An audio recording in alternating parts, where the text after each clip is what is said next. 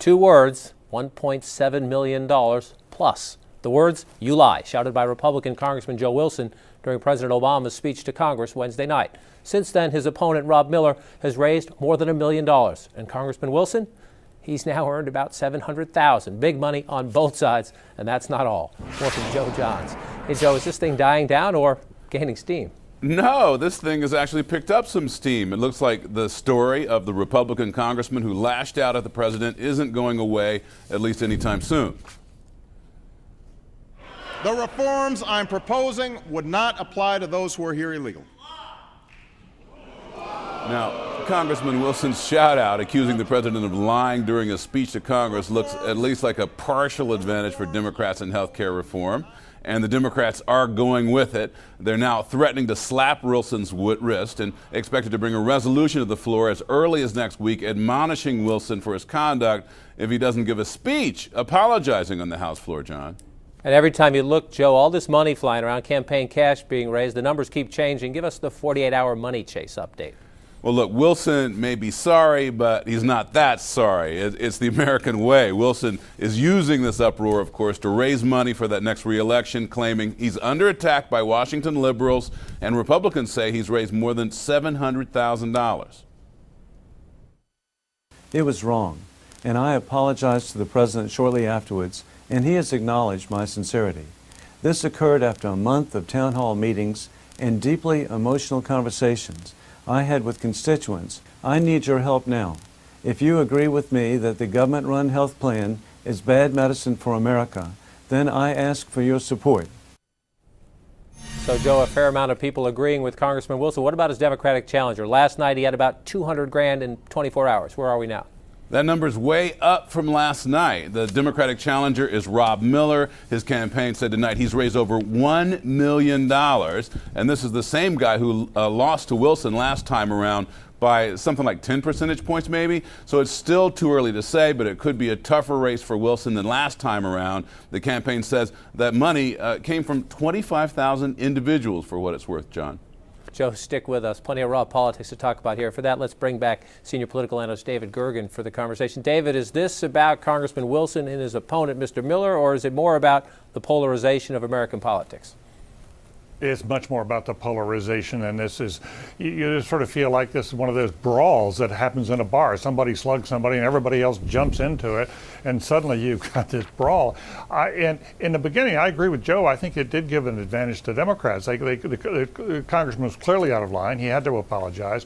But I must tell you that I've been surprised that yesterday Nancy Pelosi, the number one Democrat in the House, said enough is enough. Let's move on. Let's get back to health care and the substantive issues. Today, the number 2 and 3 Democrats said, no, we need to think about sanctions against this fellow unless he publicly apologizes.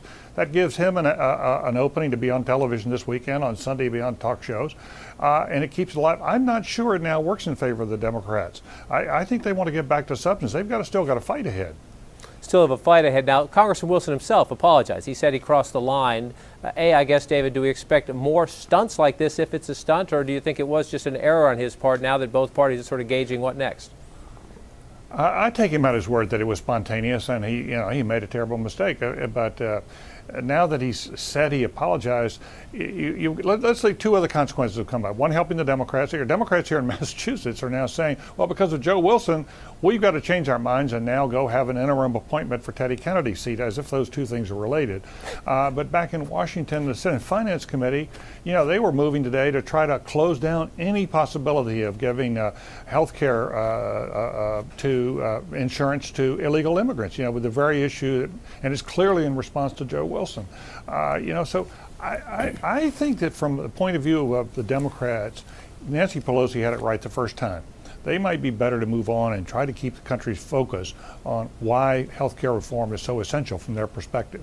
And yet, Joe, as you noted, some Democrats do want Congressman Wilson to go to the floor of the House and apologize, or else they say maybe they'll formally admonish him. Any sense tonight of how likely Congressman Wilson is to accept that advice, to go to the floor and apologize? From what we're hearing, he has no plans to go out there and say anything more about this thing. When you think about it, he has apologized a bunch of times. He apologized in a statement that he put out, then he apologized in a phone call, we're told, to the White House, apologized during an ambush that happened outside his office just yesterday, And he sort of apologized even in that campaign finance video right before he asked for money. So the question is, how many more times does he have to apologize? And it's a very good point that David Gergen makes, and that is, gosh, aren't they getting off the track of health care reform by trying to make this guy go out there and say it one more time in front of the House? And so David gave it out. Where does it go from here? In the sense, you say the Speaker had it right the first time. Some of her deputies want to milk this out. Who takes control of this one? Well, you know, it's almost a contest of who's going to send more money, as if that has something to do with the ultimate outcome of healthcare fight. And I think we're all sort of agog at this, the way it's been revived. I think Joe was right. The thing seemed to be quieting down, and then suddenly it exploded again today. And I think it will play out next week. He won't apologize. He's going to be, he's going to be regarded as a hero by many on the right. He'll get a lot of airtime, and they may sanction him. But I think, you know what? I think in his district, a very Republican district, it probably strengthens his hand in the long run on the national election. So again, I think it's better to close this thing down with the apologies they've got and move on. But how does it play out? It plays out as a great story for us, right? We're all sort of sitting here, oh my God. And to that point, Joe, the right, not just Congressman Wilson, but the right seems somewhat energized by this. Well, certainly. It's funny, if you talk to the congressional leaders, on the one hand, they'll say, well, look, he's already apologized, so give the guy a break. On the other hand, they say there is a sentiment out there, a lot of frustration with the Democrats in this sense that they're sort of ramming this thing down the throats of Republicans. But if you look on his Twitter page, on his Facebook, I'm talking about Joe Wilson now, and other places, you'll see people writing things like, Joe, you're an American hero, and so on. And that comes from the heartland. That comes from out in that conservative district in South Carolina where he comes from. So he's certainly gotten some support, and there are people out there who think he has nothing to apologize for in the first place.